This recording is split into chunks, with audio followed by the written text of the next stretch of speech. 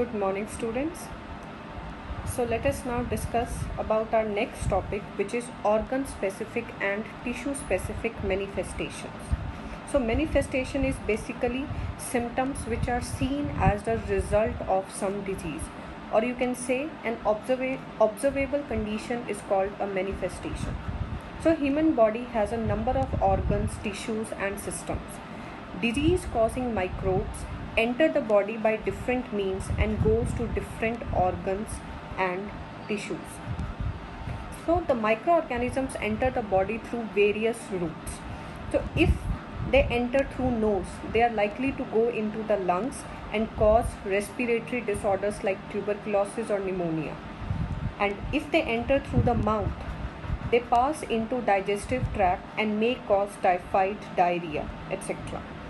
Some microbes like viruses reach liver and cause jaundice. Similarly, viruses causing Japanese encephalitis, which is basically called brain fever, enters through the mosquito bite in blood and then it reaches brain. HIV, which is human immunodeficiency virus, which causes AIDS, enters the body through sexual contact and then spread to lymph nodes all over the body. So it basically depends, the disease basically depends on how microorganisms enter the body, means through which route microorganisms enter the body and which particular organ it hits.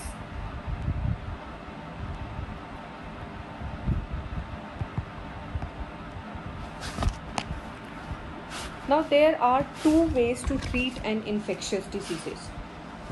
They are, number one, to reduce the effect of the disease, or you can basically say symptoms, and the second one is to kill the microbes which cause the disease. So the first one is to reduce the effect of the disease. So the treatment reduces the effect of disease without killing the infectious agent, and this basically can be carried out by two methods, which is symptomatic treatment and the rest.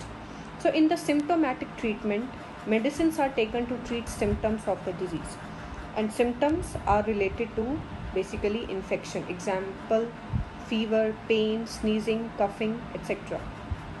Medicines bring down fever or reduces pain or check sneezing and coughing.